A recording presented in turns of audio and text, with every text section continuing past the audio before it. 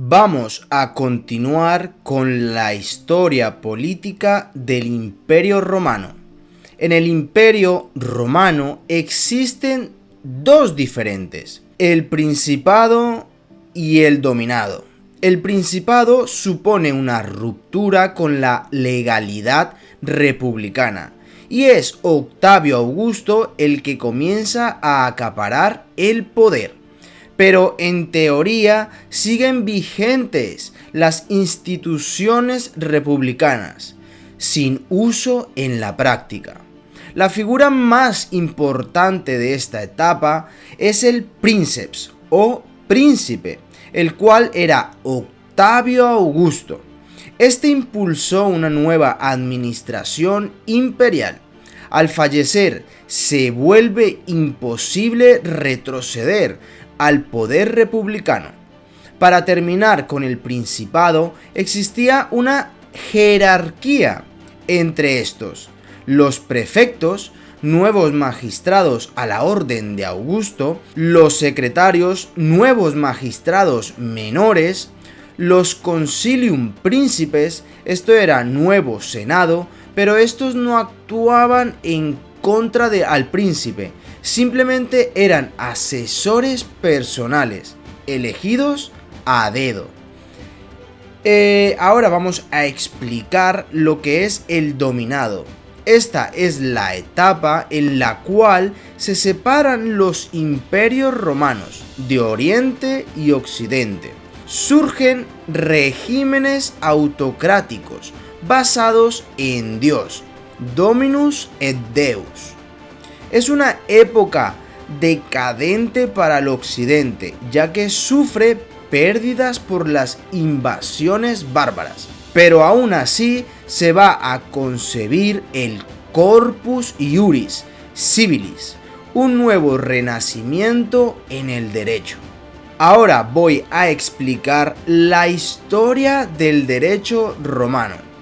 Su historia empieza en el 754 a.C. Posteriormente se divide en dos imperios hasta 1453 después de Cristo, cuando cae el Imperio de Oriente. Lo importante que tenemos que saber es que el desarrollo del derecho romano se divide en 4 etapas. La primera se caracteriza por fijar las bases de Roma. Tenemos que saber diferenciar entre ius y fas. Ius, derecho humano, y fas, derecho divino. También tenemos que saber diferenciar entre ius publicum y privatum, o sea, el derecho público y el derecho privado. En los inicios se crearon los derechos de las jurisprudencias romanas. Una de las cosas más importantes a tener en cuenta es que estas jurisprudencias no son las mismas que tenemos hoy en día. En su día solo era una labor de jurisprudentes.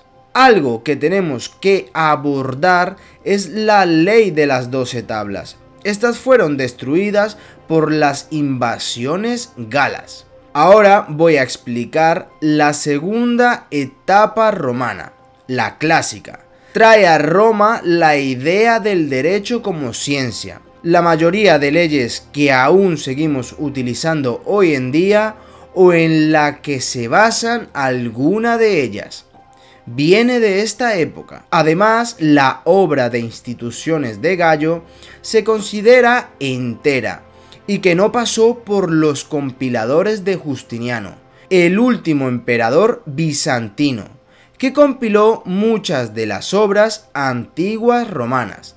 Esta obra se conserva original casi al completo. También hubo enfrentamientos entre los juristas, mejor dicho, entre políticos y juristas.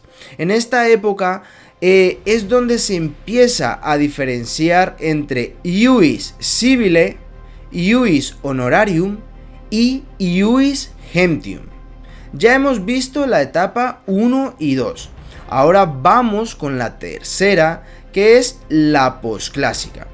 Esta demuestra que todo tiene su principio y su final. Roma está en poder de los bárbaros, con los cuales decae la creación jurídica. Los conflictos de los que hablé antes, en la Edad Clásica, se resuelven aquí a favor de los políticos. Por ende, los juristas pierden el significado y la honradez de ser juristas. Y la cuarta etapa, la Justinianea. En esta época romana no era parte del imperio, aunque se llamaba Imperio Romano. Se convocaba en la capital llamada Bizancio, Constantinopla. La Justinianea se refiere al resurgimiento jurídico, cuando el imperio se dividió en dos. Justiniano compila el Corpus Iuris Civilis. No solo hace renacer el derecho, sino que crea nuevas universidades. Ahora damos paso a las fuentes del derecho en Roma. Gallo o Gaius fue uno de los juristas más importantes de toda Roma. De acuerdo con Gallo, los derechos romanos siempre van a ser 6. 1. Ley. Es la declaración de potestad a cargo del pueblo o una asamblea vinculante para todos los ciudadanos.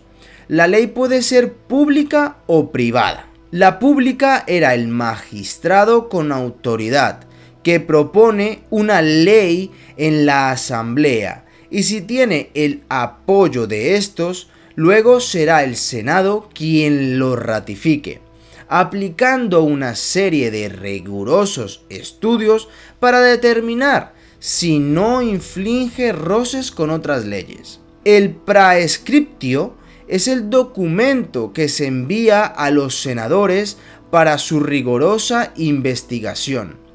El contenido de la ley se llama rogatio y los términos precisos para su eficacia, sanctio. La privada es muy parecida a la pública, nace del consentimiento de las partes. Ahora vamos con la segunda, el plebiscito. Según Gallo, el plebiscito es lo que la plebe ordena y establece. Los plebiscitos son las decisiones de la asamblea plebeya, llamada concilia plebis, y solo obliga a los plebeyos. Aquí entra en juego la Lex Hortensia del 287 a.C. Esta se va a equiparar a la ley obligando también a los patricios. En aquel entonces, alguien que estudiara la ley tenía por consiguiente que estudiar la ley y los plebiscitos, como la misma cosa. Ahora vamos con la tercera. Los edictos. Estos son bandos o comunicados sobre alguna competencia. Los promueven los magistrados que tengan iuis edicendi, capacidad de los magistrados para implementar dichas competencias. Durante las elecciones se expedía un edicto con reformas jurídicas. Si era elegido, se llamaba edicto perpetuo y era solamente durante un año. Si tenía que cambiar algo, se llamaba edictus repentinos. Cuando el magistrado dejaba el cargo, se le llamaba edicto traslaticio. Adriano implementó, gracias a la observación, un edicto que prohibía que el edicto perpetuo se cambiara, es decir, tener una base obligatoria para todos los entrantes al cargo. Ahora vamos con la cuarta. Esta es las constituciones imperiales. Se rigen durante la etapa del imperio absoluto, pero también durante el principado. Son dictados por los propios príncipes o emperadores. Durante estas etapas, sobre todo en el imperio absoluto, van a ser la fuente primaria y casi única del derecho. Gracias a Upliano, nos damos cuenta que vivimos aún en estas épocas arcaicas. Él decía, lo que pareció al príncipe, tiene fuerza de ley. Aunque el príncipe sea retrasado mental, es lo que va a acontecer. Existían 6 tipos de constituciones imperiables. 1. La edicta por et cito, como los antiguos magistrados de la República. 2. La decreta el emperador como juez, en casos que conociese, mejor dicho, que quisiese. Su sentencia era inapelable. 3. Rescripta. Estas son respuestas del emperador a consultas de los magistrados, funcionarios, etc. 4. Mandata. Son instrucciones y órdenes del emperador a los funcionarios. 5. Senado. Los consultos es lo que conocemos hoy en día como Senado o Congreso. Empieza en los tiempos del Principado. La función era legislativa, aunque más bien era una colaboración forzosa de las directrices del príncipe y demás ladrones de su época. En el Imperio Absoluto decae drásticamente su papel. Y 6. Respuesta de los prudentes a los pontífices de Roma. Estos eran los que se encargaban sobre la ciencia del derecho, pero poco a poco se fue liberalizando y surgen grandes juristas como Apio, Claudio o Marco Poncio Catón. La era del máximo esplendor se da desde el 27 a.C. hasta el 235 después de Cristo. Se centra en atender las necesidades de su tiempo, más que en otra cosa.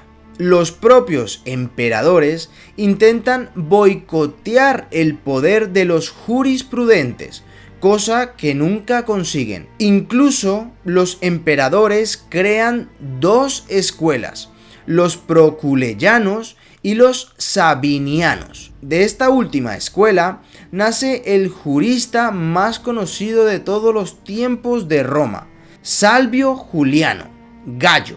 También será fan de la escuela de los sabinianos. Otros grandes juristas del momento son Papiniano, Paulo, Ulpiano, Tertuliano o Aquilia. Es Aquila. Creo que ha quedado todo muy bien explicado. En la siguiente parte explicaré la tercera y última parte de la introducción al derecho romano. En esta tercera parte veremos las codificaciones y escuelas, las ideas romanas y las ideas romanas 2.